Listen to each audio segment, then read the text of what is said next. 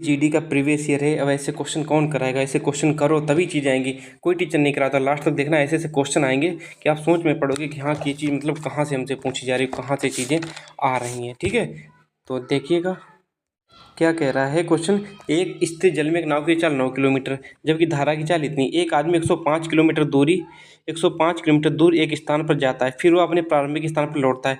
तो मतलब एक तो वो धारा की दिशा में जाएगा 105 किलोमीटर, पहले तो वो धारा की दिशा में जाएगा, धारा की दिशा में जाएगा तो उसको ऐड कर दो, 9 1 10 यानी 10 10 मतलब 5।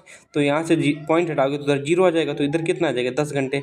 तो 10 घंटे ए वाले हो गए। अब नीचे देखो क्या कह रहा है, फिर वो विपरीत दिशा में जाएगा, फिर वो विपरीत दिशा में जाएगा। विपरीत दिशा में 105 किलोमीटर की दूरी फिर तय करनी पड़ेगी, लेकिन अब चाल घट जाएगी। 9 में से 1 गया, 8 8 में से 0.5 तो 7.5, 7.5 से पॉइंट हटाओगे यहाँ पे जीरो चला जाएगा। ठीक है, अब काट दो किससे, 15 से, 15 75 और 15 छक्कन 15 सत्ते 105। अब 5 चिकन 5 14, तो 14 घंटे ए आ गए।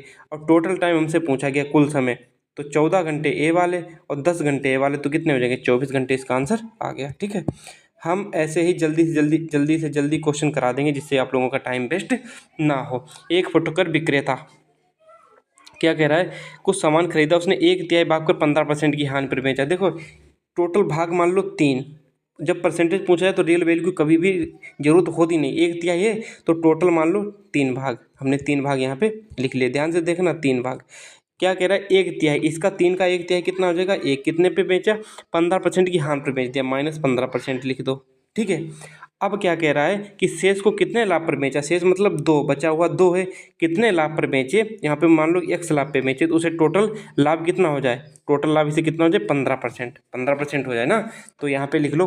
और टोटल लाभ कितना हो जाएगा 15% होगा कितने पे, 3 पर 15%। ठीक है, अब देखो यहाँ पे कितना हो जाएगा -15 और प्लस 2x, क्योंकि गुणा करेंगे बराबर 15 45, तो यहाँ पे 2x इक्वल टू कितना हो जाएगा 60, तो x इक्वल टू कितना हो जाएगा 30%। यही इसका आंसर था 30%।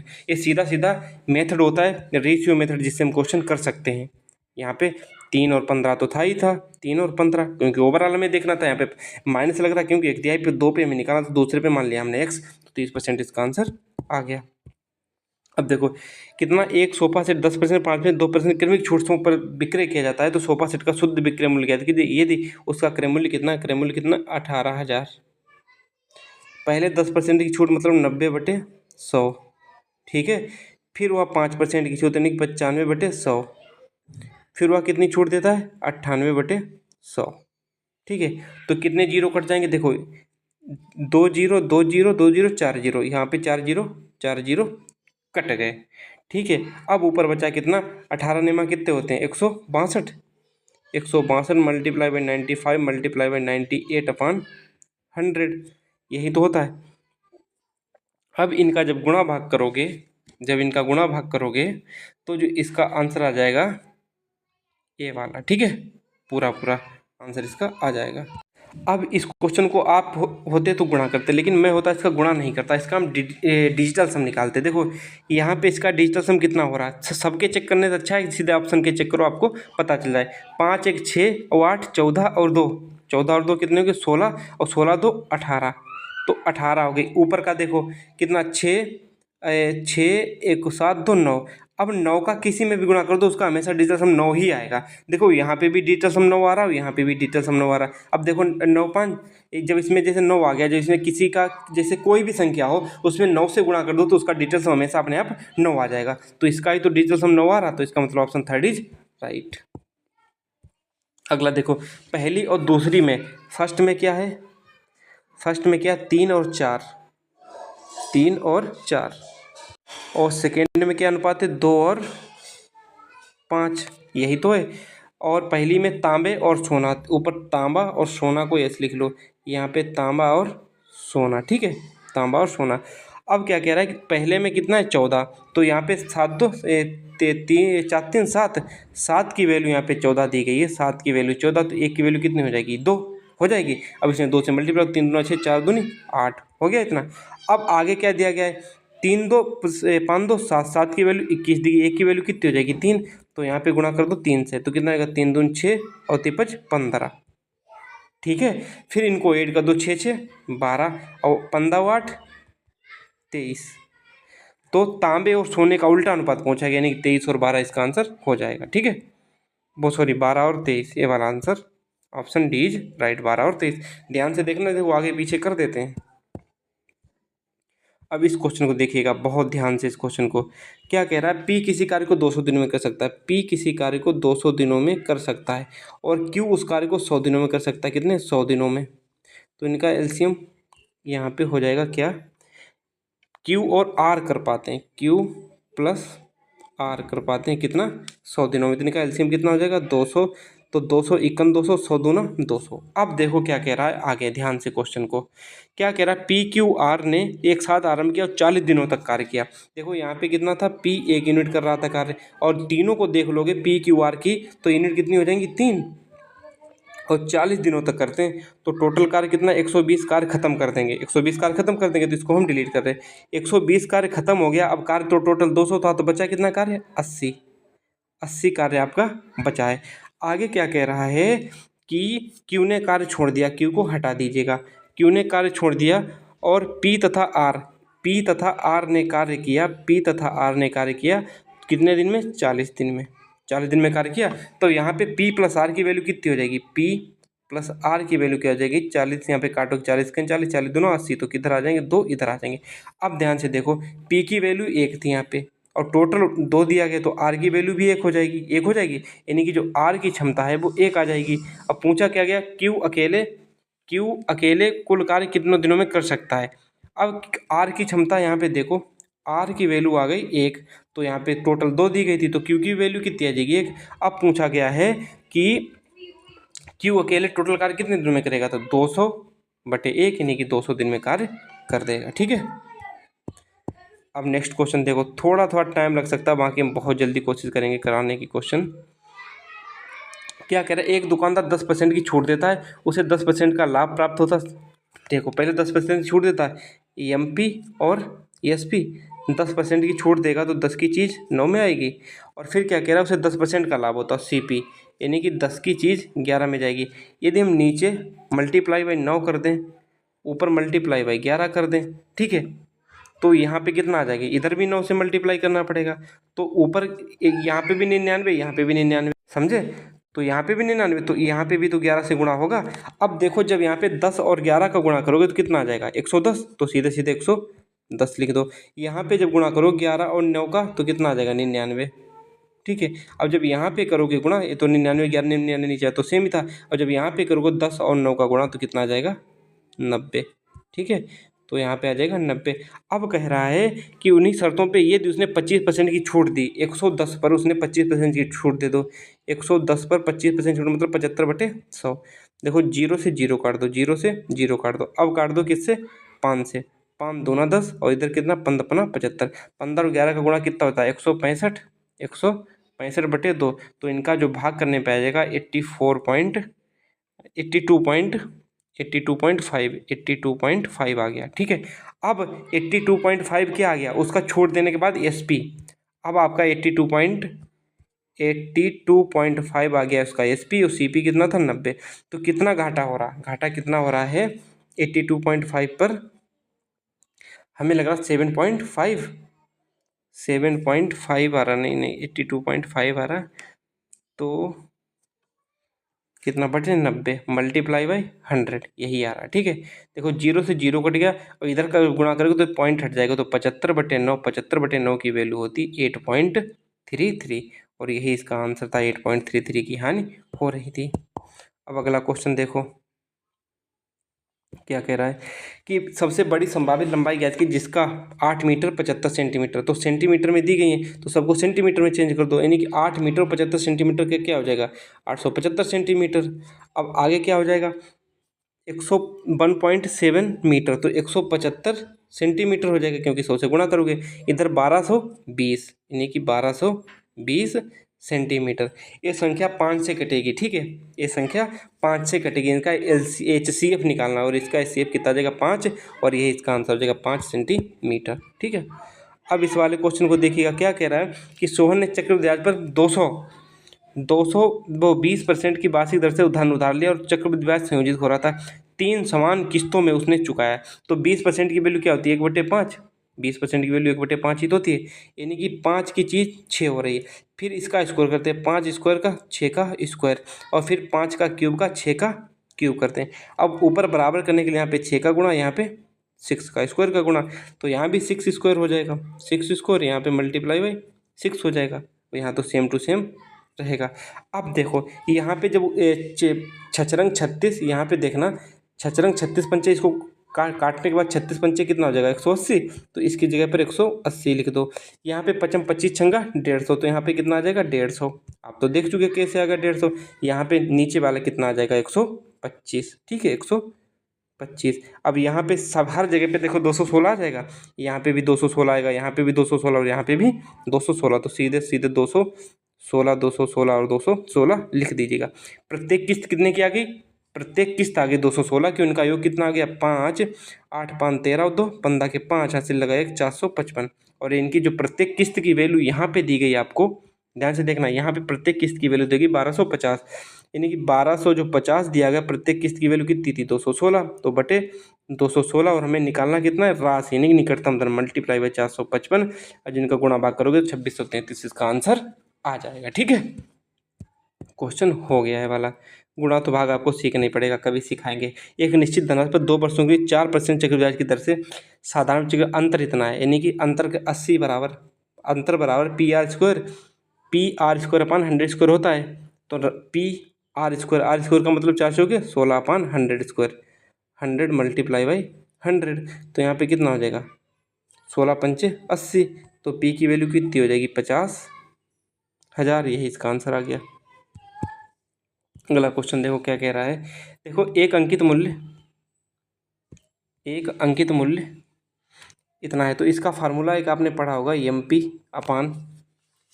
P upon C P equal to 100 plus profit percent और बटे 100 माइनस डिस्काउंट परसेंट। ठीक है, यही तो था।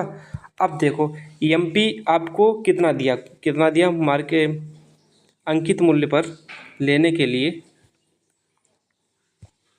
क्या कह रहा है, एक वस्तु का अंकित मूल्य उसके क्रय मूल्य से 25% अधिक है। अंकित मूल्य 25%, मतलब ये कितना हो जाएगा एम पी 125 और क्रय मूल्य कितना हो जाएगा 100, तो इधर 100 प्लस प्रॉफिट कितना हो रहा है 6% का, तो 106.4 हो जाएगा, और बटे 100 माइनस डी।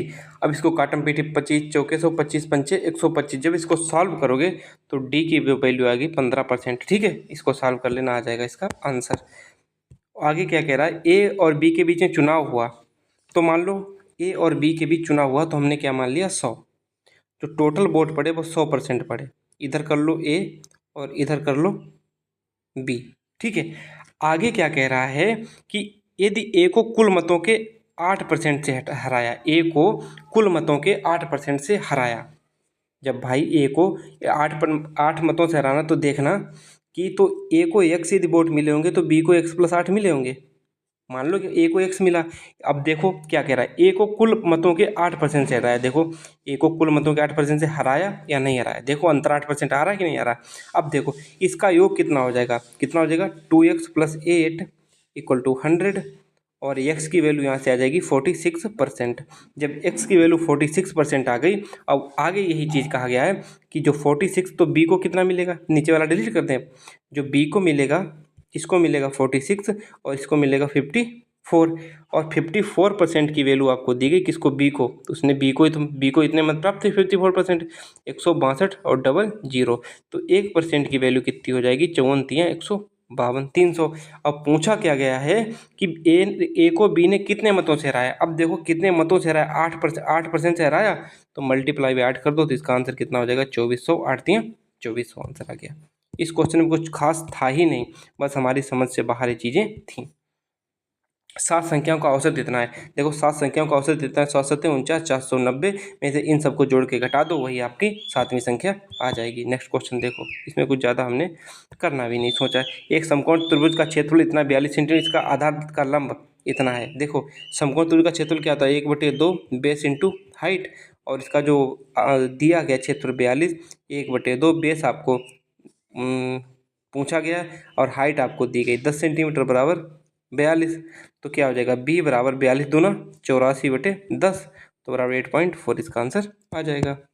चतुर्थानुपाती क्या होता है बी बी और सी कितना 9×45 और बटे 3 तो कितना आ जाएगा 15 इसका आंसर 15 आ जाएगा। अगला क्वेश्चन देखो एक ठोस गोले को दो बराबर भागों में काटा जाता है प्रत्येक अर्धगोले का कुल पृष्ठीय क्षेत्रफल अर्धगोले का कुल पृष्ठीय क्षेत्रफल क्या होता है 3πr²। और ठोस गोले का कुल पृष्ठीय क्षेत्रफल क्या होता है 4πr²। यही तो देखो अर्धगोले का 3πr² और कुल ठोस गोले का 4πr²। देखो 4πr² से 4πr² कट गया तो बचा क्या 3:4 यही इसका आंसर हो गया। अगला क्वेश्चन देखो क्या कह रहा है कि 256 का मध्य अनुपाती अंडर रूट लिख लो ए बी होता है अंडर रूट 256 मल्टीप्लाई बाई 484। अब इसका कितना होता है 256 का 16 84 का कितना होता है 22 और 16 दूनी 32 लास्ट का जितना यूनिट मल्टीप्लाई करोगे 16 32 दो हाथ से लगे 3 16 32 3 35 यानी कि 352 ये इसका आंसर आ गया। अगला क्वेश्चन देखो ध्यान से इस क्वेश्चन को देखना वरना ऊपर से निकल जाएगा आप समझ भी नहीं पाओगे चीज़ों को कब कहाँ क्या हो गया। एक चीज़ देखना कि एक कार चालक 70 किलोमीटर प्रति घंटा की चाल से चल रहा है और बस उससे 35 मीटर आगे देखो कार यहाँ पे और जो बस है वो कितना 35 मीटर यहाँ पे आगे 35 मीटर यहाँ पे लिख लो। थोड़ा डायग्राम ऊपर बना ले जिससे क्वेश्चन आ जाएगा। देखो यहाँ पे क्या है एक कार है यहाँ पे क्या है बस और 35 मीटर इनकी बीच की दूरी है 35 मीटर इनके बीच की 35 मीटर और यहाँ पे कितना क्या है बस। आगे देखो क्या कह रहा है कि 15 सेकेंड बाद बस जो है वो 40 मीटर पीछे हो जाती है। ठीक है 15 सेकेंड बाद जब 15 सेकेंड हुए तो मानो यहाँ पे 40 मीटर यहाँ पे और कार यहाँ पे आ गई। अब 40 मीटर पीछे बस हो गई। अब ध्यान से देखना इस चीज़ को कि पूछा क्या गया है कि जो 15 सेकेंड में तय की गई दूरी किसके कार द्वारा कार की चाल कितनी थी 70 इसको मीटर पर सेकेंड 5/18 से गुणा करेंगे और मल्टीप्लाई बाई कितने से करोगे 15 सेकेंड में जा रही ना 15 सेकेंड कर दो 5 यहाँ 15 और वो तिपच पे सॉरी यहाँ पे तिपच 15 होंगे तिपच 15 और तिछाक 18। अब देखो कितना आ गया 25 यहाँ पे जब गुणा करोगे 70 गुणे कितना आ जाएगा 25/6 25/6 और जब इसको 25 सत्ते कितने होते 25 छंगटे 25 सत्ते 175 1750 को 6 से भाग दोगे तो इसका आंसर आ जाएगा 291.66। ठीक है इतना आ गया। अब देख लो कि 15 सेकेंड में कार द्वारा चली गई दूरी कितनी होगी 296 पॉइंट अब सीधे सीधे लिख लो 291.6 मीटर। अब देखो आगे क्या कह रहा है कि 15 सेकेंड में बस द्वारा तय की गई दूरी कितनी होगी 15 सेकेंड में बस द्वारा देखो बस द्वारा कितनी दूरी तय की टोटल दूरी 291.6 आ गई 291.6 आ गई। वो 35 मीटर आगे था तो वो तो 35 मीटर कम ही हो जाएगा। उसके बाद वो 35 मीटर पीछे भी हो रहा है। देखो यहीं से 35 मीटर कार निकल गई आगे तो इनके बीच की दो बस द्वारा देखो ये तो बस तय नहीं करेगी क्योंकि बस तो आगे थी तो ये तो घटाई दो दूरी। उसके बाद 40 मीटर उसने बस ने पीछे कर दिया तो उसके बाद 40 से कर दो तो जो दूरी आ जाएगी कितनी 216 कितनी आ जाएगी हाँ 216.6 आ जाएगी। उसके बाद अब क्या कह रहा है कि बस की चाल निकाल दो बस की चाल।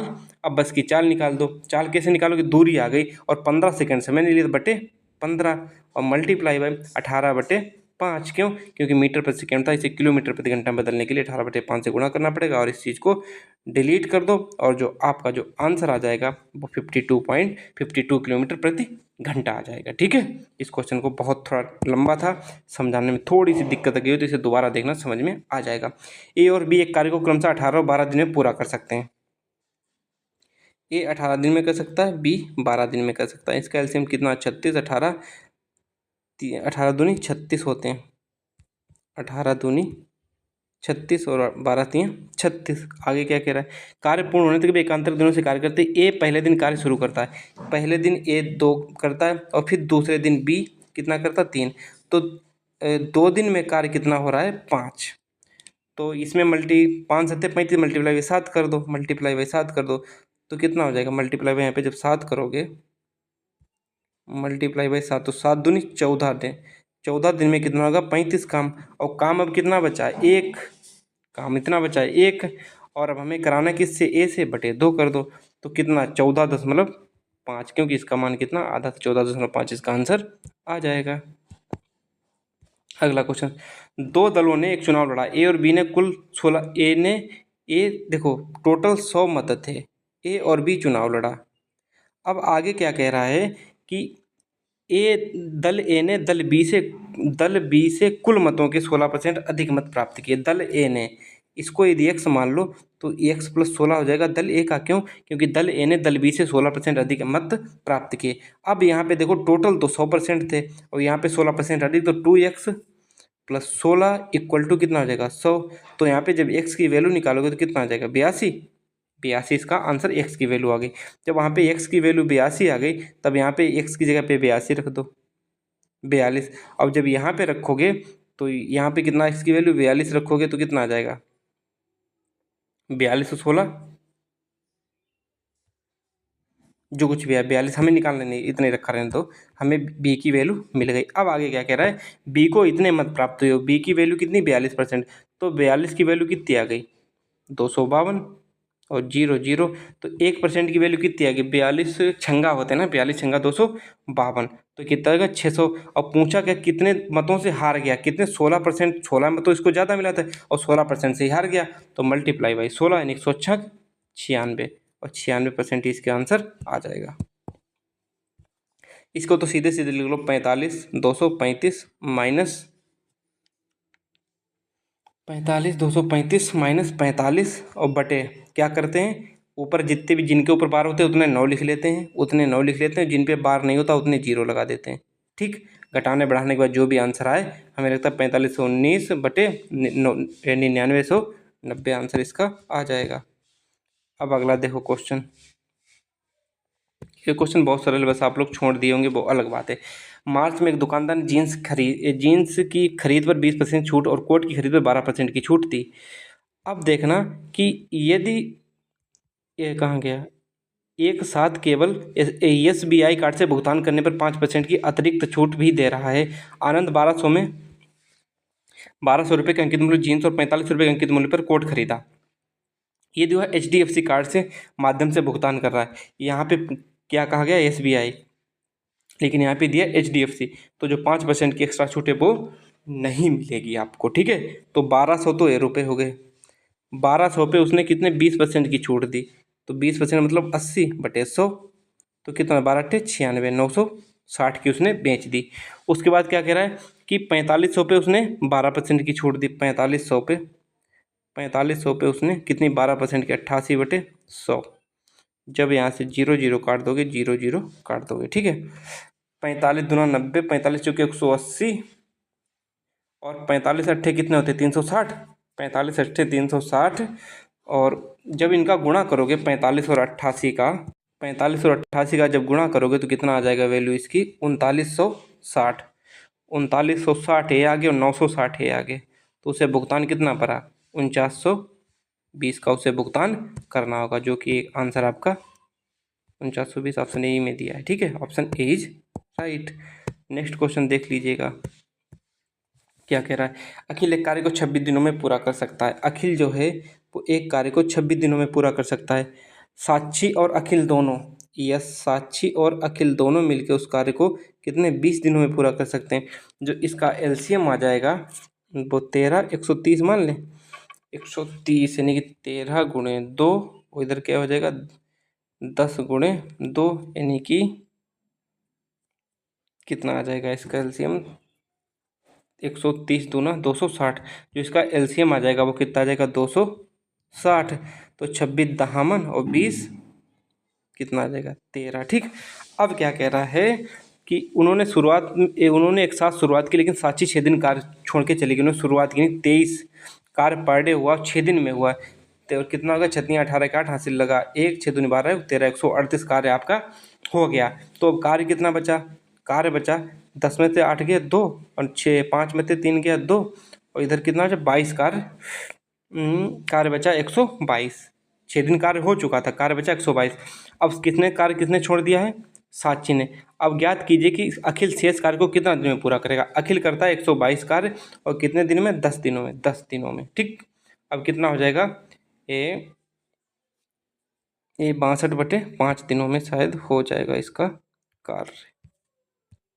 देखो ये कार्य कितना हो जाएगा, 62/5, 62/5, और 6 दिन वो कार्य पहले कर चुका था, यानी कि 62/5 को ऐसे लिख दो, 6 दिन कार्य वो पहले कर चुका तो 62/5 और कार्य कर चुका, यानी 6×5 = 30 और 62 कितना 92/5, यही इसका आंसर हो गया 92/5। 92/5 नहीं 91/5, यानी कि 122 को जब यहाँ पे आ जाएगा 61, ना कि 62 आ जाएगा, ठीक है। यहाँ पे 61 तो यहाँ पे कितना आ जाएगा 1, क्यों, क्योंकि 122/10 था ना, 122/10, तब काटोगे 2 से तो 61/5 आ जाएगा। वही चीज़ यहाँ पे की गई थी, 91/5 इसका आंसर आ गया।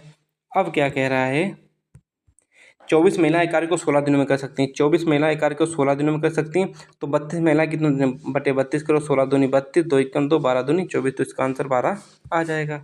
आपको आंसर पता होगा। जब भी इस टाइप का क्वेश्चन आए तो हमेशा क्या करना, उल्टा कर देना। खरगोश को जो भी आए, जैसे कि इधर इनकी चाल का अनुपात पूछा जाए तो हमेशा क्या कर देना कि पहले लिख देना, उल्टा लिख देना, पहले लिख देना खरगोश, खरगोश मतलब रैबिट, और बाद में लिख देना कुत्ता, और इनका गुणा कर देना, किसका, उल्टे गुणा कर देना। कैसा करना, खरगोश खरगोश का गुणा कर देना, कितना 5×5 = 25, और 6×4 = 24, 6×4 = 24 से ट्रिक होती है और हमेशा कारगर हो रही, कैसा भी क्वेश्चन हो तो इसका जो आंसर बनना, समझाने को तो क्वेश्चन हो सकता है, छलांग अलंग वाला कैसा भी है बहुत आसान होता है, लेकिन 25/5 = 24 इसका आंसर हो गया। अगला क्वेश्चन देखो क्या कह रहा है कि 10 रुपये प्रति लीटर, 10 रुपये प्रति लीटर, 10 रुपये प्रति लीटर मिश्रण को 15 रुपये प्रति लीटर मिश्रण में मिलाने पर अनुपात, किस अनुपात में मिलाया जाना चाहिए। 10 रुपये प्रति लीटर का मिश्रण प्राप्त करने के लिए, 10 रुपये प्रति लीटर का मिश्रण प्राप्त करने के लिए, मतलब ओवरऑल पानी इधर लिख लो वाटर और इधर लिख लो मिल्क। वाटर हमेशा कितना होता है, वाटर की वैल्यू कितनी होती है, 0 रुपये प्रति लीटर होती है, और इसका और जो हमें मिलाया कितना है 15 लीटर वाला, और हमें प्राप्त कितना लीटर वाला करना है 10 लीटर वाला। एलिगेशन लगा लो, 15 में से 10 गए 5 और 10 में से 0 गया 10, तो 5 × 5 = 10, 1:2, यही इसका आंसर आ गया। क्या कह रहा है, एक बेलन के आधार की त्रिज्या और ऊंचाई इतनी इतनी सेंटीमीटर, बेलन का वक्र पृष्ठीय क्षेत्रफल क्या होता है 2πr/h, इसमें वैल्यू सबकी रख देना, आंसर आ जाएगा अपने आप। इस क्वेश्चन को ध्यान से देखो तब समझ में आएगा कि जैसे कि माना संख्या कितनी, औसत, औसत मान लो कितना है 1 से, यहाँ पे हम क्या करेंगे औसत, औसत मान लो, अच्छे से लिखने को जाओ यस। अब देखो हमने औसत x मान लिया और उनकी संख्या जो है वो n मान ली, ठीक है। अब आगे क्या कह रहा है, यदि समूह का यदि 40 किग्रा का एक व्यक्ति शामिल हो जाए तो जब औसत इतना है, संख्या इतनी है, तो उनका भार टोटल कितना हो जाएगा x × n, यही तो हो जाएगा x × n, और उसमें 40 किग्रा का शामिल हो जाता है +40 कर दो, तो एक व्यक्ति शामिल हो, पहले संख्या n थी तो अब कितनी हो जाएगी n+1, तो इनका भार कितना बढ़ जाता है x+1, क्यों, क्योंकि औसत भार हमने x माना तो 1 किग्रा बढ़ जाता है। जब इसको हम सॉल्व करेंगे तब यहाँ पे कितनी वैल्यू आ जाएगी, देखो xn, ये काट पीट के लिख देंगे xn और +40 = xn प्लस n और प्लस, देखो xn + n + x और +1, xn दोनों तरफ से काट दो, xn से xn कट गया। अब यहाँ पे देखो en + x, en ex + n = x + n = कितना हो जाएगा, 40 में से 1 गया 39, तो अब ऊपर वाली चीज़ें निपटा दो इनको। अब हमारी एक वैल्यू क्या आ गई, एक समीकरण क्या आ गया, x + n = कितना आ गया 39। अब इस समीकरण को हटा दो। अब आगे देखो क्या कह रहा है कि यदि इस व्यक्ति को 28 किग्रा भार होता तो मूल औसत 1 किग्रा कम हो जाता, मूल औसत यानी कि टोटल औसत कितना हो गया x n और +28, यही तो है औसत शामिल, तो औसत भार 1 कम हो जाता तो x - 1, और जो रुक जाओ यहाँ पे संख्या तो n+1 रहेगी, n+1, और जो इसका औसत भार है वो कितना कम हो जाता है x - 1, क्यों, क्योंकि यहाँ पे लिखा गया है कि 1 किग्रा कम हो जाता है। जब यहाँ पे निकालोगे इसका मान xn + 28 = nx - n और +x - n, यही तो गुणा होगा, देखो nx - n और देखो nx - n x + x - X minus one आ जाएगा यहाँ पे, एन नहीं, एक्स माइनस वन। देखो एक्स एन से एक्स एन काट दो, एक्स एन से एक्स एन काट दो, यहाँ पे प्लस वाला तो चला ही जाएगा। तो देखो यहाँ पे माइनस बचा था, तो देखो एक्स माइनस एन की वैल्यू कितनी हो जाएगी, जब इधर चलेगा तो कितनी हो जाएगी, 29। और हमसे औसत भार ही पूछा गया था। अब देखो एक्स माइनस एन की वैल्यू हमने निकाल दी। अब देखो एक्स माइनस एन की वैल्यू हमने निकाल दी, कितनी आई, 29। ठीक है, 29 आई। अब हमें एवरेज निकालना, हमने एवरेज कितना माना था, एक्स, तो इनको जोड़ दो, 2x इक्वल टू, देखो प्लस माइनस से कट जाएगा, इधर कितना हो जाएगा, 68। तो एक्स की वैल्यू कितनी आ जाएगी, 34। और यही इसका आंसर आपका 34। अगला क्वेश्चन देखो, चार कुर्सियों का मूल्य 2 मेजों के बराबर है, 4k इक्वल टू 2m। यहाँ से 2 बन जा, 2 काट दो, यहाँ पे बचेगा कितना, 2, यहाँ पे 2k। आगे देखो क्या कह रहा है कि चार मेजों का मूल्य कितना है, 2 बोर्डों के अलावा 2 बोर्ड लिख लो। तो यहाँ पे सीधा सीधा काटो, 2 से 2, यहाँ पे कितना बचेगा, 2। आगे क्या कह रहा है, यहाँ पे एम थोड़ा शॉर्ट में लिख लो, यहाँ पे एम, और इसको बी को यहाँ पे लिख दो इसके पास में, बराबर बी। अब आगे क्या कह रहा है कि चार बोर्डों का मूल्य 2 पंखों के बराबर, 2 पंखों के, तो यहाँ से 2 काट दो, यहाँ से 2 काट दो, यहाँ पे कितना बचेगा, 2। ठीक है, 2 बोर्डों का मूल्य 1 पंखे के बराबर है। अब क्या कह रहा है कि यदि एक पंखे की कीमत 850 है, यहाँ पे वैल्यू 850 दी गई, किसकी, पंखे की, तो पंखे की हटा दो, तो 2 बोर्डों की वैल्यू इतनी आ जाएगी। तो एक बोर्ड की वैल्यू कितनी आ जाएगी, 425 आ जाएगी। अब क्या कह रहा है कि कुर्सी का क्रय मूल्य, कुर्सी यहाँ पे है। अब देखो इस गई तो वैल्यू आ गई हमारी बोर्ड की, तो बोर्ड वाली यहाँ पे हटा दो। तो यहाँ पे 2m इक्वल टू 2m, देखो बी की वैल्यू 425 दी गई है, तो 2m इक्वल टू 425। तो m इक्वल टू कितना हो जाएगा, 425/2, 425/2। अब m की वैल्यू, अब m की वैल्यू इसको हटा दो यहाँ पे, अब m की वैल्यू यहाँ पे रख दो, यही m की वैल्यू 2k इक्वल टू कितना हो जाएगा, 425/2।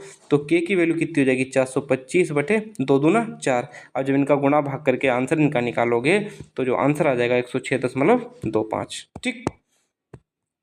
अब इस क्वेश्चन को देखो क्या कह रहा है कि एक मूलधन चक्रवृद्धि ब्याज पर 15% वार्षिक दर से 2 वर्ष में इतना हो जाता है, तो मूलधन ज्ञात कीजिए। ए बराबर पी होता है, देखो ए बराबर पी, एक तो ए हमें इतना दिया है, कितना, 26,450, ए बराबर पी, और 1+r/100, आर मतलब कितना, 15/100 की पावर कितनी, 2। जब इसको सॉल्व करोगे तो आपको पी की वैल्यू मिल जाएगी, इसमें कुछ ज़्यादा है नहीं।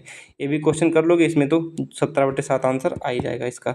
अगला क्वेश्चन देखो क्या कह रहा है कि डी, एक गतिमान पिंड द्वारा तय की गई दूरी डी समय टी के अनुक्रमानुपाती है। जो डी है वो समय टी के अनुक्रमानुपाती है। देखो कैसे, जो डी है वो समय टी के अनुक्रमानुपाती है। ठीक है, आगे क्या कह रहा है, 3 घंटे में, जो एच में कितनी दूरी तय करता है 3 घंटे में, 120 मील।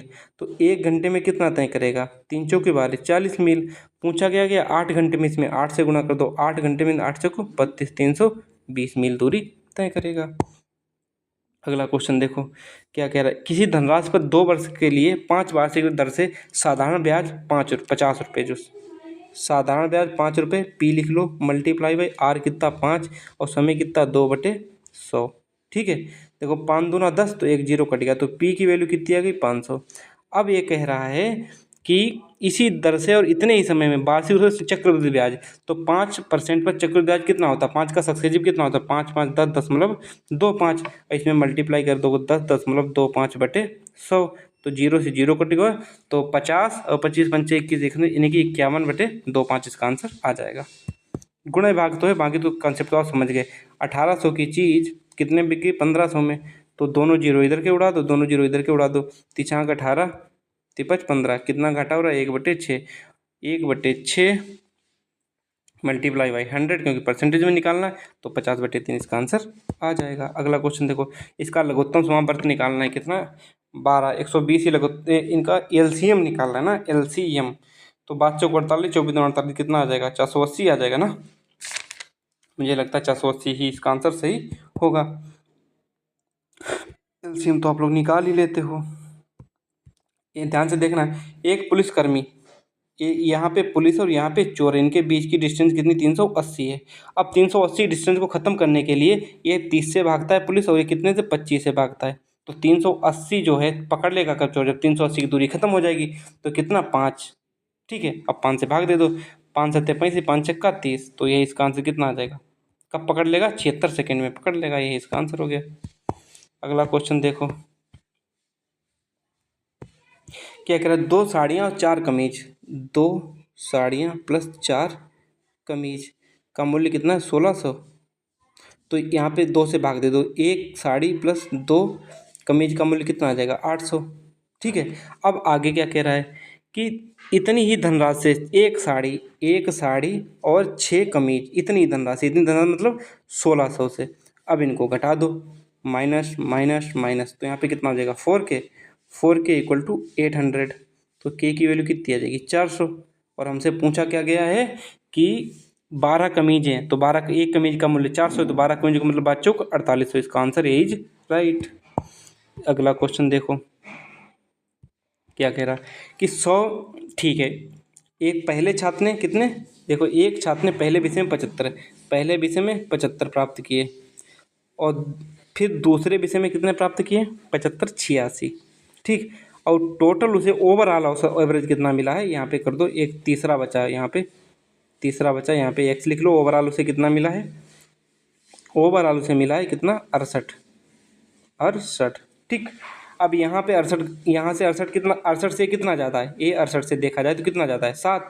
और ये 68 से कितना ज़्यादा है, ये 68 से कितना ज़्यादा है, 16। इतना ही तो ज़्यादा है, हाँ 16 ज़्यादा है, 16 नहीं 18 ज़्यादा है, 18 ज़्यादा है, ठीक। तो कितना टोटल ज़्यादा, 18 और 7 25, और ओवरऑल हमारा 68 मिल रहा था, 68। तो इसमें से हमें 25 घटाना पड़ेगा, 25 घटा दो तब हमारा कितना मिल जाएगा, 3 और 43%, 43% इसका आंसर आ रहा था, हाँ 43% का ऑप्शन डी इज राइट। ये शिफ्टिंग मेथड होता है, बाकी आप लोग पता ना लगा पाओ तो सबसे आसान मेथड है कौन सा, 75 प्लस 86 प्लस तीसरा एक्स मान लो बटे 3 कर दो बराबर 68। 68 का 3 से गुणा करके इतना घटा दो तो एक्स की वैल्यू कितनी आ जाएगी, 43। कुछ भी इसमें करने लायक नहीं है, ठीक। आगे क्या कह रहा है, 6 सेंटीमीटर व्यास वाले एक ठोस गोले की संख्या क्या निकालिए कि जो 12 सेंटीमीटर ऊंचाई 6 सेंटीमीटर व्यास वाले एक ठोस बेलन को पिघलाकर बनाया गया है। तो देखो बेलन का आयतन क्या होता है, pi R square H, pi R value यहाँ पे कितनी है, 6 व्यास है, तो आर स्क्वायर मतलब 3 का स्क्वायर इंटू एच कितना है 12 सेंटीमीटर बराबर n into 4/3 pi r cube का मतलब 3 का क्यूब, ठीक, 3 का क्यूब हो जाएगा। अब देखो पाई से पाई कट गया, पाई से पाई कट गया, अब यहाँ से पाई से पाई कट गया, यहाँ से पाई से पाई कट गया, और बचा क्या था, एन तो बीच में था ही स्टार्टिंग में। अब इधर गुणा कर दो, 3 जब इधर इधर आएगा तो 3 का क्यूब हो जाएगा मल्टीप्लाई बाई 12 बटे, और ऊपर एक 3 और आ जाएगा मल्टीप्लाई बाई 3 का क्यूब मल्टीप्लाई बाई ये 4 आ जाएगा। देखो 3 का क्यूब 3 का क्यूब 4 3 12, तो कितना एन की वैल्यू कितनी आ जाएगी, इनकी वैल्यू कितनी आ जाएगी, ये तो गड़बड़ हो गया यार। अरे यार सही तो है, यहाँ पे गड़बड़ हमने गुणा भाग में कर दिया। देखो यहाँ से जब 3 हटाओगे तो यहाँ पे कितना बचेगा, 2, 3 घात 2, तो 3 घात 2 3 घात 2 कट गया, तो n इंटू 4 इक्वल टू 12। तो n की वैल्यू कितनी होगी, 4 3 12, तो ये आंसर 3 आ गया इसका। इस क्वेश्चन को देखिएगा क्या कह रहा है कि ए और बी जो टंकक हैं दोपहर, उन्हें टंकण के लिए 80 प्रश्न दिए जाते हैं। दोपहर में 80 प्रश्न दिए जाते हैं एक समान कार्य को पूरा करने के लिए। बी ए से 40 मिनट पहले टंकण कार्य समाप्त करता है, ए उसी कार्य को 4 घंटे लेता है। यदि ए उस कार्य को 4 घंटे लेता है तो बी कितना लेगा, बी लेगा कितना 3 घंटे 20 मिनट, ये तो लेगा, क्यों, क्योंकि 40 मिनट पहले समाप्त कर देता है। तो इसको घंटे में बदलने के लिए 30 60 से भाग दो, 20 3 60, तो कितना हो जाएगा, 3 3 9 और प्लस 1/3, 3 प्लस यहाँ पे 3 प्लस 1/3 हो जाएगा, तो कितना हो जाएगा 10/3, 10/3 इसको हटा दो। अब इतना टाइम हो गया। अब इनका एलसीएम ले लो, कितना हो जाएगा 20, 4 पंचे 20, और इधर कितना हो जाएगा, जब 20 को 10/3 से भाग दोगे तो कितना आ जाएगा 6। देखो ऐसे 20/10 × 3, तो 20 दूना 60 3 दूना 6 आ गया। अब क्या कह रहा है आगे कि अगले दिन दोपहर के बाद जो फिर से टंकण के लिए 121 प्रश्न दिए जाते हैं दोनों को, तो दोनों के लिए दिए जाता है तो क्षमता कितनी हो जाएगी, 6 5 11, 11 की वैल्यू कितनी 121 दी गई तो एक की वैल्यू कितनी आ जाएगी 11। और पूछा किसकी वैल्यू गई है, ध्यान से देखो पूछी किसकी वैल्यू गई है कि एक कितने प्रश्न टंकण करेगा, एक की क्षमता कितनी है 5, मल्टीप्लाई 5 कर दो कितने 55 प्रश्न वो टाइप करेगा। ठीक, ये इसका आंसर आ गया 55 प्रश्न टाइप कर देगा। अब ये वाला क्वेश्चन क्या कह रहा है, इस वाले क्वेश्चन में हमें लगता है कुछ है भी नहीं। टीना को एक ग्राइंडर 15% की छूट मिलती है, 8200 का ग्राइंडर है, 15% की छूट का मतलब 85/100, और चूंकि नगद भुगतान करते इसलिए 3% अतिरिक्त छूट 97/100 गुणा भाग कर देना, इसका आंसर आ जाएगा। बाय बाय, टेक केयर, मिलते हैं नेक्स्ट वीडियो में। आपको मैंने पूरा 40 के 40 क्वेश्चन सॉल्व करा दिए। Bye bye.